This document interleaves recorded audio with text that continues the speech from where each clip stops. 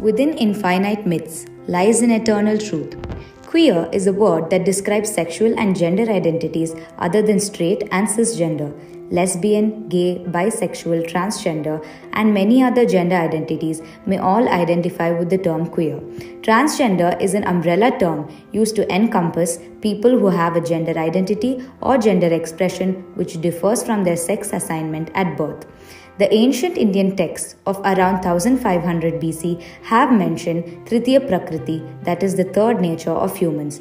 Though the early Vedic teachings stressed about a responsible family asceticism, they did not differentiate between different types of sexualities and transgenders within the society. Before the colonial rule, homosexuals, intersex, and transgenders were granted a social and sexual role, albeit a romantic one in the Mughal era. But during and after colonization, they were shunned to the peripheries of the society. The legal language was written by the colonial masters and the laws were imported from a European context. They wrote the Criminal Tribes Act and subsequently Section 377, which prohibited homosexuality and homosexual conduct in general and further restricted the presence of communities like those of hijras and eunuchs in the social sphere or the workforce. This Section 377 was subsequently adopted by independent India. Even after the colonial rule, as India started to frame its constitution, it failed to acknowledge any gender identity other than straight and cisgender. In documents and applications, the third gender box wasn't included until a few years ago. 21st century India still frames same-sex desires as an import from the West. Modern India has somehow managed to block itself with a convoluted idea of an imagined past wherein human rights are violated in the name of history and culture. Expressions of queer sexuality, thus, as has been seen, has been much older than colonization, and gender was not constructed in binary terms but understood as fluid. A few authors have also told how modern homophobia finds its place not in history or cultural practices, but rather in notion of patriarchy and extension by nationhood. India has lots of activists who conduct movements and stand up for the basic human rights of the transgender community. Though various measures are being taken, there are a lot of unheard struggles, and we would like to take this opportunity to create awareness about the transgender community through this documentary. Gender pronouns are basically how we identify ourselves apart from our name. It's how someone refers to you in conversation. Proper use of gender identity terms, including pronouns, is a crucial way of respecting them and referring to them in a way that's consistent and true to who they are. It is also a way to let them know that we see them, we affirm them, we accept them, and to let them know that they are loved during a time when they are really being targeted by so many discriminatory anti-trans state laws and policies. Using someone's correct personal pronouns is a way to respect them and create an inclusive environment. Why are pronouns important? It is important to ask for pronouns because you cannot assume how someone identifies their gender based on their appearance. As a society, we commonly assume the gender of others by their appearance and indicate these assumptions by using gendered language such as she or he, ma'am or sir, miss or mister, and ladies or gentlemen. This practice results in many individuals, especially trans and gender non-conforming individuals, being misgendered, which may lead them to feel disrespected, marginalized, and invisible. It is a privilege to not to have to worry about which pronoun someone is going to use for you based on how they perceive your gender. If you have this privilege yet fail to respect someone else's gender identity, it is disrespectful and hurtful. What is the right way to know someone's pronouns? The easiest way to ask someone what their pronouns are without asking them directly is to share your own. Pronouns do's and don'ts. Do recognize that most people have pronouns, not just trans people, and that asking pronouns is very important, both so someone is not misgendered and so that trans people are not the only ones who will feel the need to share their pronouns. Do remember that some people go by more than one set of pronouns. Do say the pronouns someone uses or their personal pronouns rather than their preferred pronouns because pronouns someone uses are not a preference. Do remember that not everyone feels comfortable indicating their pronouns at all or in every setting, and no one should feel forced to do so. Do consider using other ways to make language more gender inclusive, such as by using terms "Hey everyone, how are you all doing?" in a group setting instead of "Hey guys" or "Hey ladies." Don'ts.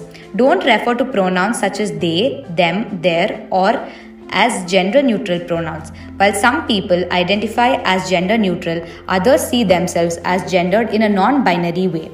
Better language is non binary pronouns. Don't describe the pronouns someone uses as preferred pronouns.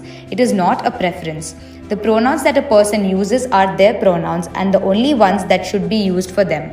Don't say male pronouns and female pronouns. Pronouns are not necessarily tied to someone's gender identity. Some trans people use he, him, or his, or she, her, or hers, but do not identify as male or female respectively. If you conform to gender expectations and are not a transgender person, don't indicate that you don't care what pronouns are used for me. Such statements reinforce the privilege of people who are gender conforming and not transgender, because these people are not going to be misgendered and thus do not need to worry about the pronouns that people use for them. It also invalidates the experiences of gender non-conforming and transgender people, many of whom struggle with getting people to use their correct pronouns. If you use the wrong pronoun for someone and you immediately recognize your mistake, apologize, correct yourself, and move on with the conversation. Apologizing profoundly can create unnecessary attention to the mistake and cause the other person to feel uncomfortable.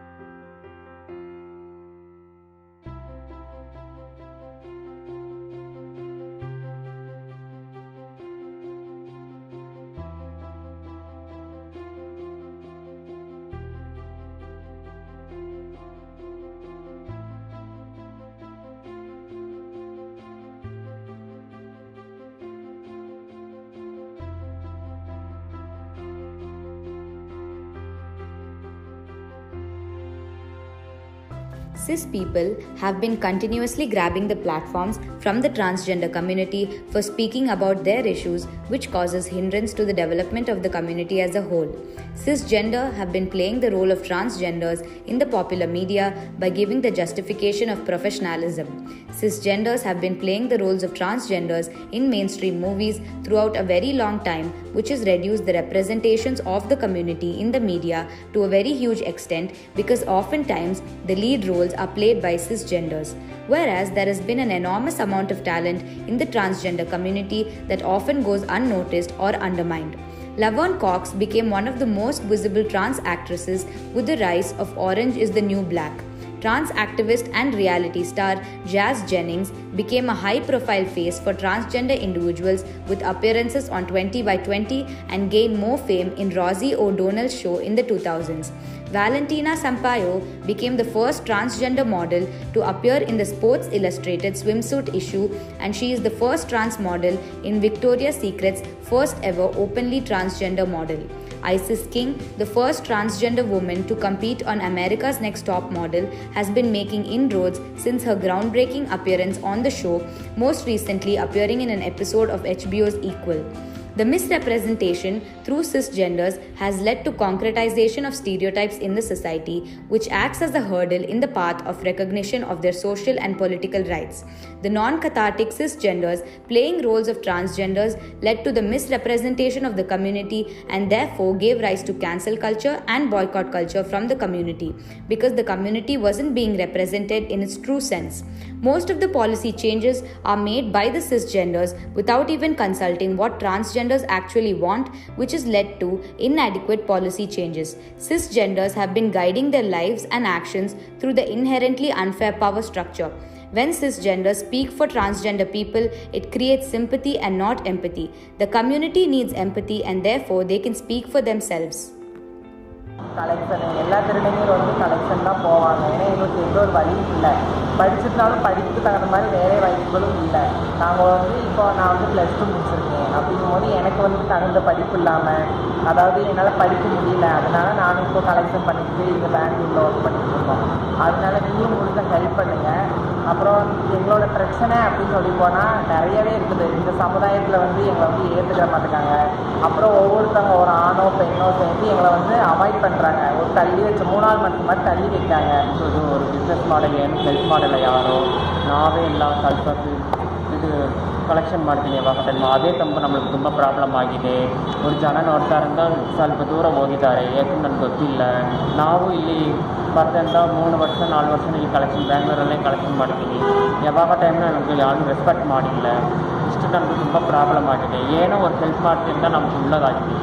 ಯಾವಾಗ ಒಂದು ಬಿಸ್ನೆಸ್ಸೋ ಇಲ್ಲ ನನಗೇನೋ ಕೆಲಸ ಬರ್ತಿಲ್ಲ, ನಾನು transfer ಅಂದರೆ ಎಲ್ಲ ಸಂಬಂಧಿಸಿಲ್ಲ ನೀಟಾಗಿ ಯಾರು ಕಲೆಕ್ಷನ್ ಮಾಡಲ್ಲ. ಪ್ಲೀಸ್ ಹೆಲ್ಪ್ ಮಾಡಿಕೊಡಿ.